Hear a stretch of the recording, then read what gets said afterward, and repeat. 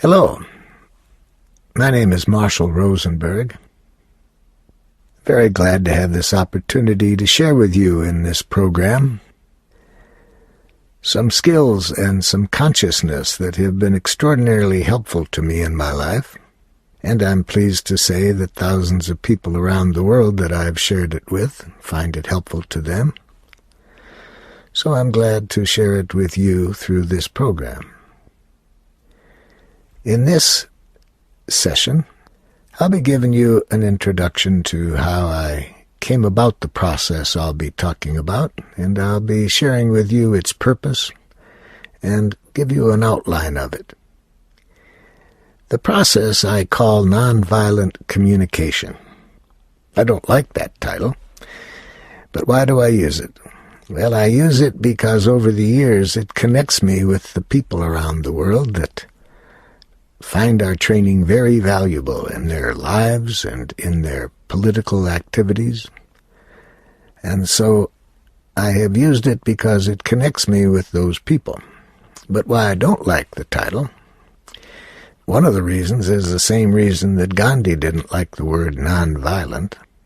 It says what something isn't, but nonviolent communication is all focused on what we do want, not just what we don't want. Also, communication is only a small part of what I'll be sharing with you. Nonviolent communication consists of a value system that we are trying to live by, and then it outlines a language, thinking, communication skills, and means of influence that support that way of living. What I'd like to do now is give you an idea of how this process evolved. I would trace its onset to my family moving to Detroit in 1943, just in time for the race riots. My family moved into the center of where these race riots took place. This was quite an experience for me as a young boy at the time. It was an experience to sit in a house locked in for 4 days, not able to go out because of the violence in the streets, and to find out later that 30 people were killed in our neighborhood in just about a week.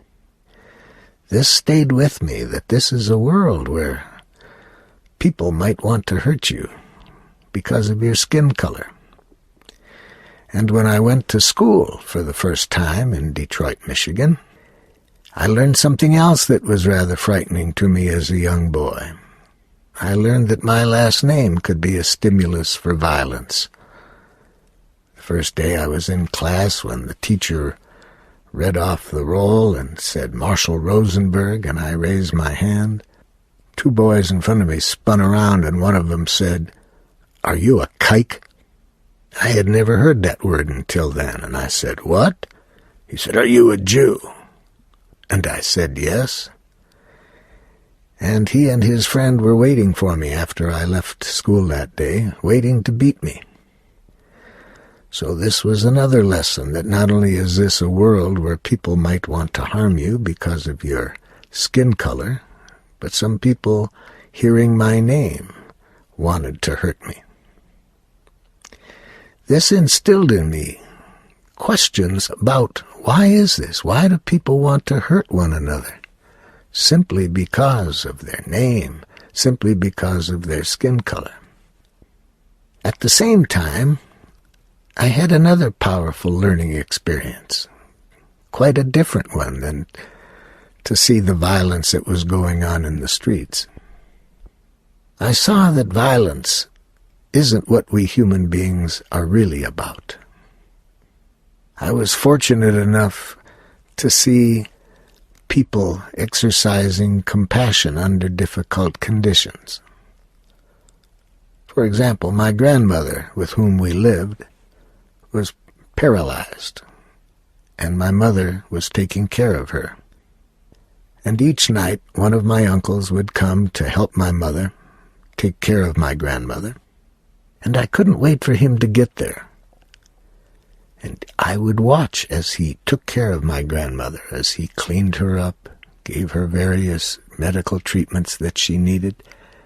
What struck me is the whole time he was doing this, the beautiful smile on his face. Even though to me as a boy it seemed that the work he was doing was not easy and it was difficult to clean up somebody and give them medications, the whole time he was doing it, he had such a beautiful smile on his face.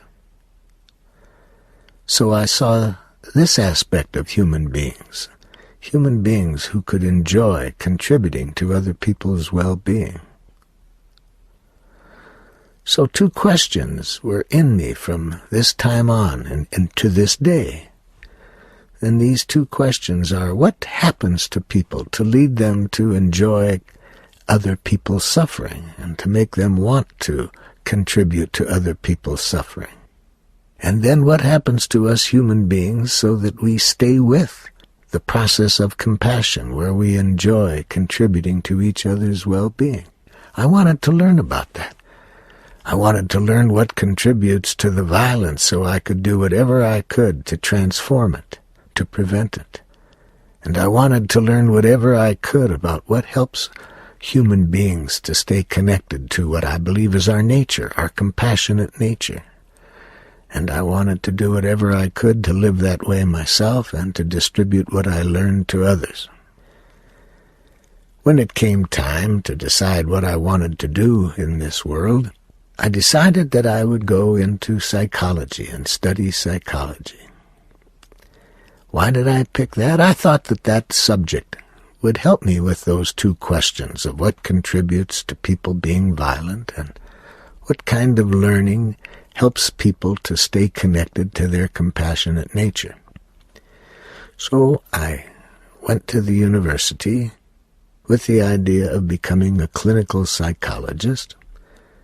My thinking was then that people who are acting violent must have some kind of mental dysfunction, some kind of illness. So I would learn how to cure this illness. In the course of getting my doctor's degree in psychology, I had a good experience with a professor of mine, Professor Michael Hakim, and he helped me to see that the choice I had made, clinical psychology, had some limits to it. First of all, he showed me that the way that psychologists and psychiatrists diagnose people didn't have any scientific research to document that these words that they use could be scientifically diagnosed. And he also showed me that by looking at the problem of why are people violent as an illness, that it overlooks how the structures of our society contribute to people behaving in this way.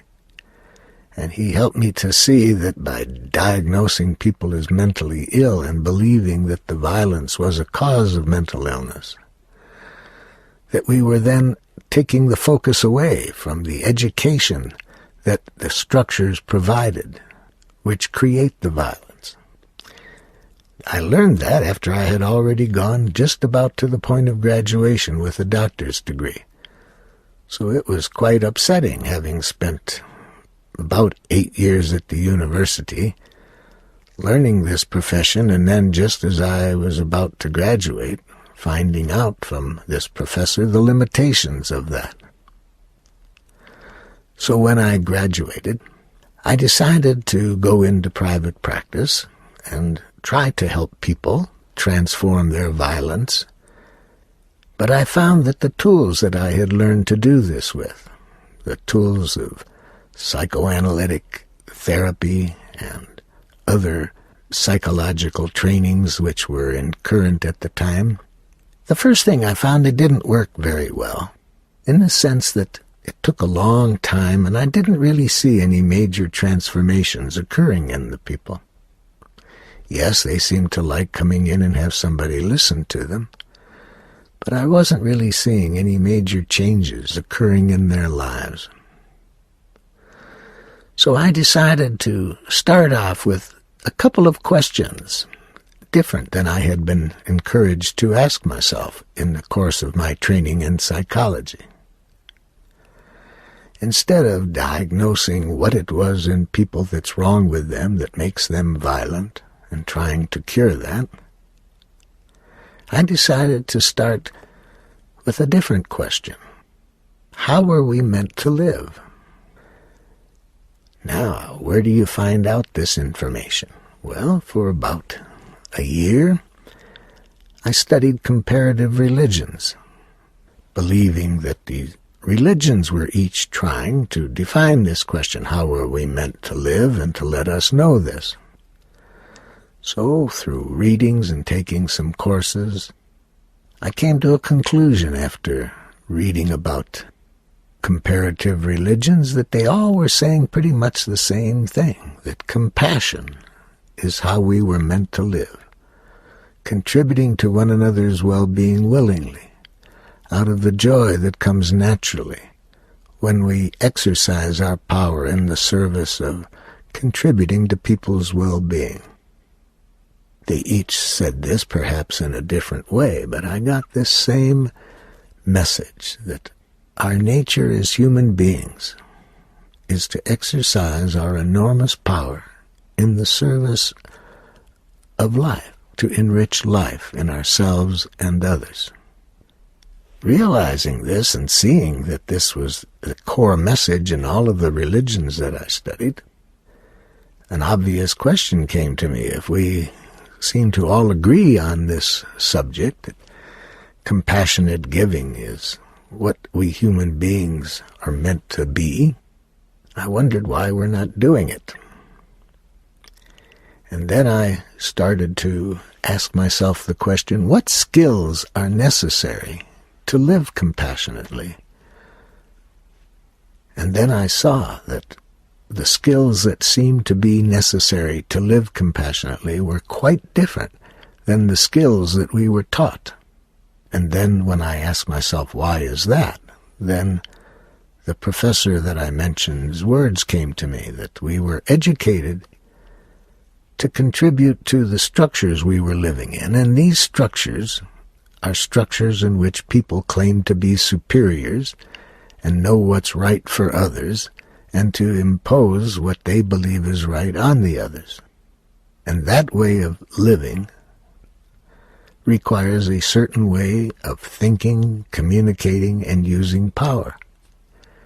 And I saw that that was the problem, that what created violence was a certain way of thinking, a certain language, and a certain way of using power.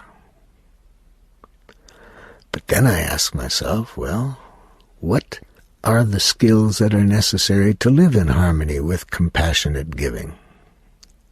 What kind of language is necessary? What kind of communication skills are necessary? What kind of thinking supports it? And what kinds of means of influence support it? And where do you find that information? Because it wasn't too clear as I was reading about the comparative religions how specifically we were meant to behave in order to live in harmony with compassionate giving. So what I decided to do was then do a different kind of research to observe the people that I respected the most, who seemed the most compassionate, who seemed to enjoy giving to others. And I tried to see how were they different than the people who seemed to enjoy criticizing, blaming, attacking others. And it was through studying these people, also studying some research in psychology that tried to identify what characteristics of development contribute to people's behaving in a compassionate way. I put together from these sources a process that seemed to me to summarize how we were meant to live and the skills that were necessary to do this. And that's how nonviolent communication evolved, from the research that I did to identify what kind of human development is necessary for us to live compassionately. So the process that I call nonviolent communication consists of an intention to contribute to our own well-being and the well-being of others compassionately. And what I mean by giving compassionately is, first of all, that whatever we do is done willingly. It's not done out of guilt or shame or fear of punishment or trying to buy love by submitting to what we think others expect us to do. No, I saw that the intention I wanted to live by and that I thought was necessary for compassionate giving was that we give solely out of the joy that comes naturally from contributing to life, our own life and the lives of others. And I organized what I was learning about this into the program that I now call Nonviolent Communication. And at the time I was in private practice of psychology. So in my private practice, people were coming to me because of depression. Children were sent to me because they were having problems in school. And couples were coming to me because of marital problems. And I found that this process that I was putting together was much more effective as a healing tool for people than the way I had been taught to do psychotherapy at the university. And at first I was shocked by this because it was so different than how I had been trained to analyze people and provide psychotherapy. It seemed too simple to just show them how some different ways of behaving, different ways of thinking, communicating, using power, how quickly this could correct problems that were taking me months and not getting the same result. But then when I really saw the power that the program had, I also saw that the way I was offering it to people was not the way that I saw one I wanted to continue, because by offering it in a private practice as a psychologist, the people who were coming to me were defining that there was something wrong with them, something mentally ill about them, for which they needed healing. And I was seeing more and more how that very concept of mental illness was a destructive concept because it implied something was wrong with people that needed fixing. And that very concept, as I'll talk about in subsequent sessions, I see gets in the way of people's evolution and human development.